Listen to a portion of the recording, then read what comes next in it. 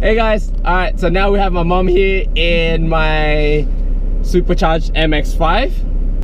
Hi!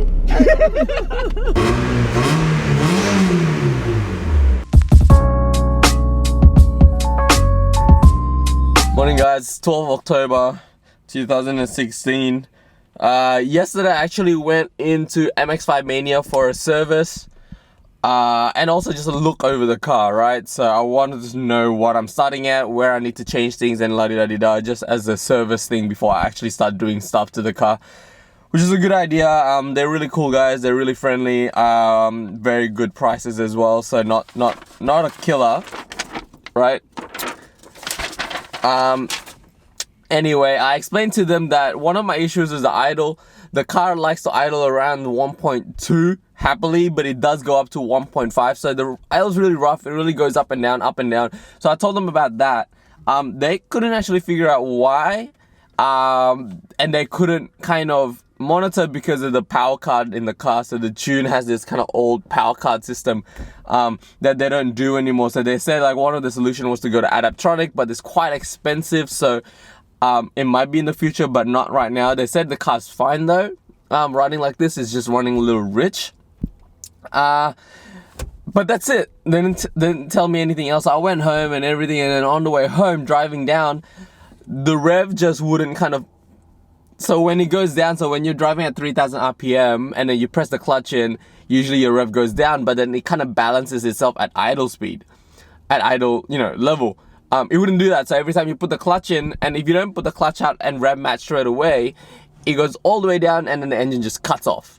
And it happened the first time on a hill, so that was really dangerous. And I kind of freaked out, but on the way home, I just had to kind of like turn off and turn on again multiple times.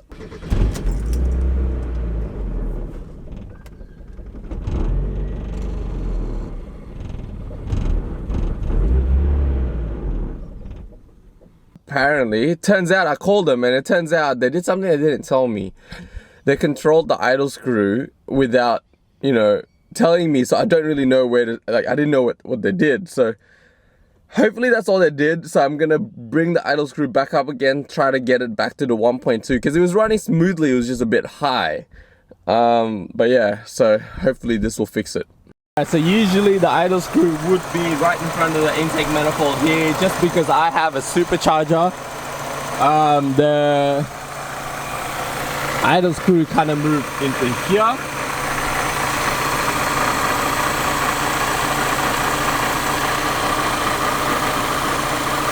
Again, this is only if you have the Jackson M45 Racing supercharger.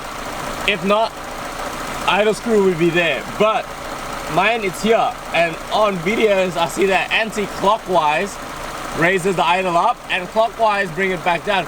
But I don't know if this has been changed because if it's been flipped or anything like that, I have no idea. But I'm gonna have a look at it first. So I'm gonna turn anti-clockwise and see what happens.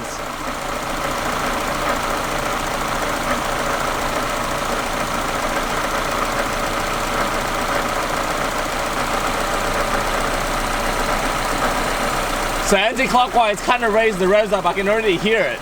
So I'm just checking one turn. I turned one turn and it kind of moved up around about 0.5 over revs. So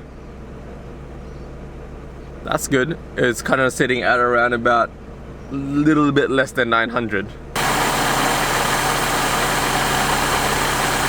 I turned it another one turn. I think it's around about 1 to 1.1 now. It's a little bit better.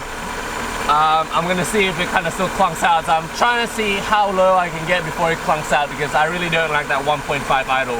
Right now it's idling at 1.05. I'm gonna do a test. So I'm gonna rev it up high and I'll put my clutch in and let it go to see if it bounces back up to 1 point or it's just gonna clunk out. Let's check it out.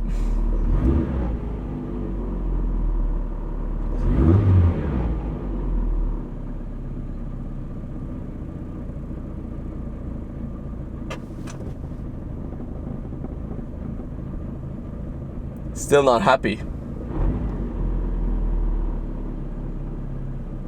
It still just goes down.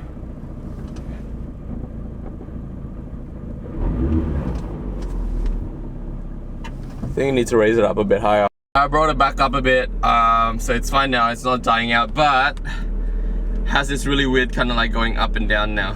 Don't know what's going on. The car works fine now. No more kind of shutting off, so I guess that fixed it.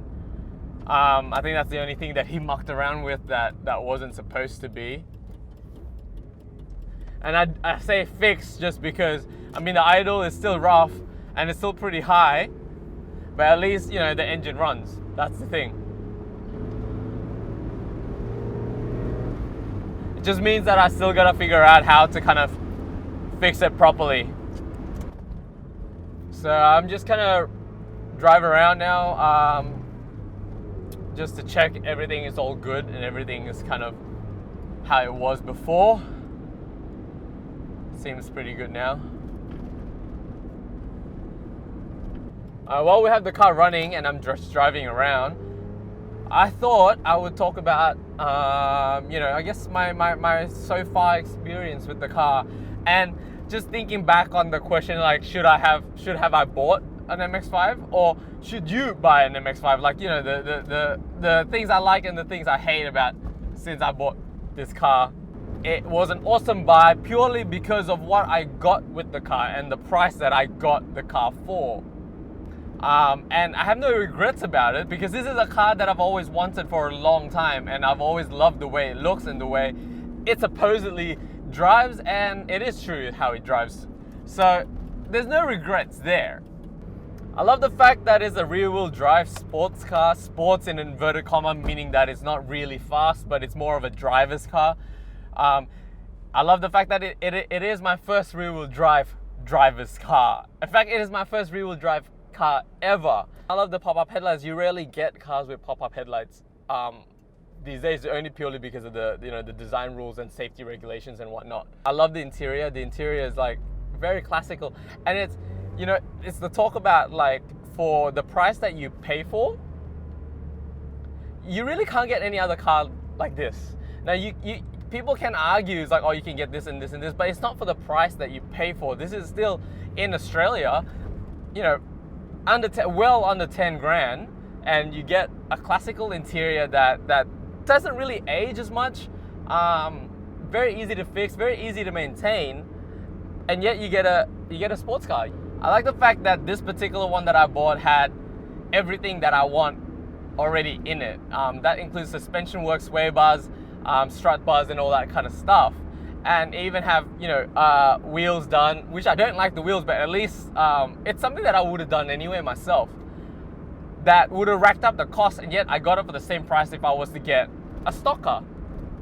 Now, what I don't like about this particular one is the idle issues, and I keep mentioning because the idle issues really do kind of frustrate me, that the car's idling really high and it's really rough at times. Usually in my own car, I don't mind that because I know how to fix it, or I can bring it back to the workshop and they know how to fix it because they know the history. With this one, I only know the history of the previous owner. All the owners before, I don't really know what happened.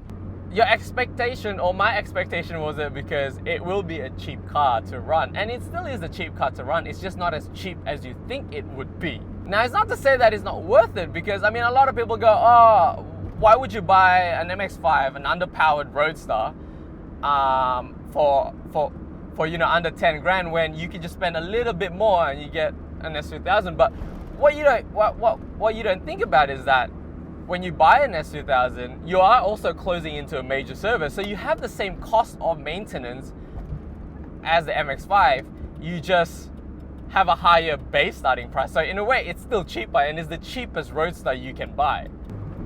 The next thing I hate about this MX5, and I guess buying an MX5, is seeing as it's an old car. I think this might just be me. I mean, I hate rattles like in my new cars, and even in the Mini it did it, and it drove me nuts.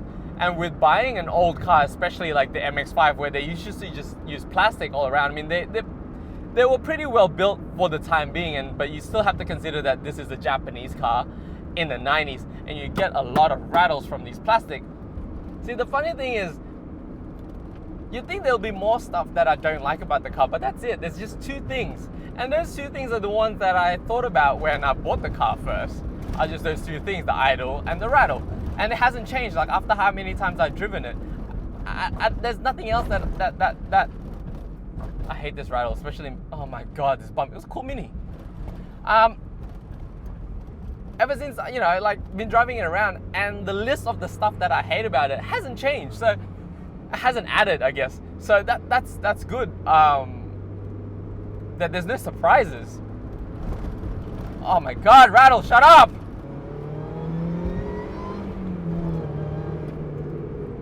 Can listen to that whine all day. Honestly, oh, it's addictive. It's not overpowering, it's not underpowered, it's just right.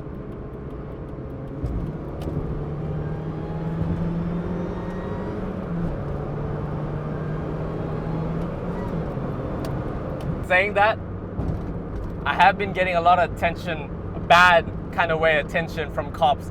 That I don't like, considering that how many years I've been driving like a Golf, a Mini Cooper, and a Clio. I have never gotten any sort of attention, no matter how modified those cars were.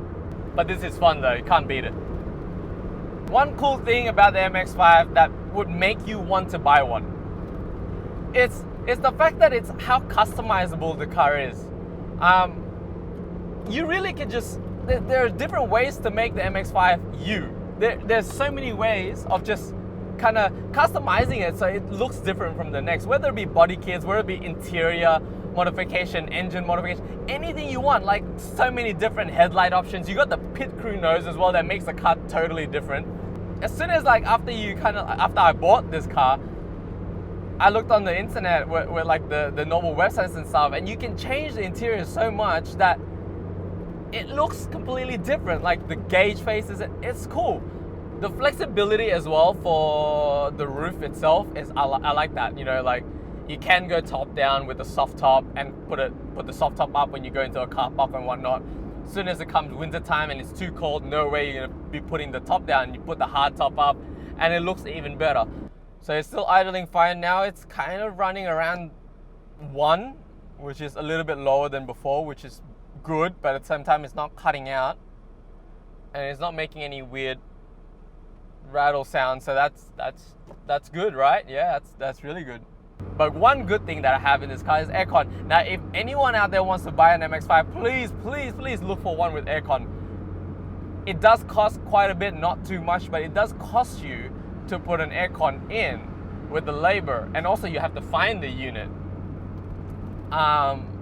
With the one that's already fitted, summertime comes, you're happy to do top down, top up, whatever you want. Aircon, that's a must. I have it right now. It is a very much understated car, and I've always loved my understated cars. Mini Coopers, Clios. The people that know or appreciate the car are purely the people that own the car or have always wanted one. And I kind of like that. I've already gotten my share of hate of people laughing and saying it's a girl's car when I put my top down. It's like, fair enough, but I don't really care about that kind of stuff.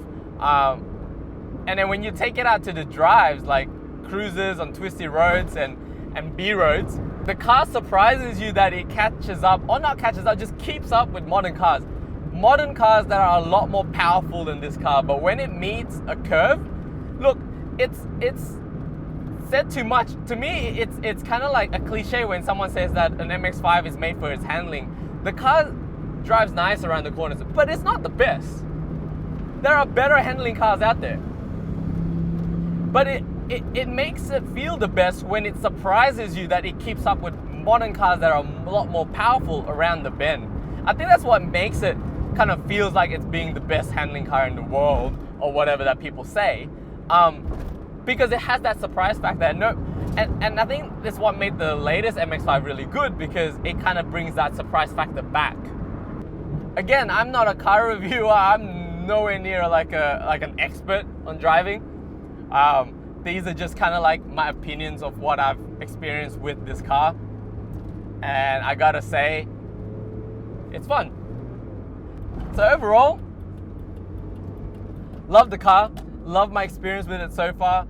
Still gotta fix the bits and pieces out of it. Idle is mainly the problem. So if you guys watching this know how to fix this idle, I have a 1.6 liter NA with a Jackson Racing M45 supercharger, and the idle is fucked up. So if you guys know how to fix it, you tell me, because I really do want to fix it. I have no idea what power card it has, but it has a power card, or is that the brand?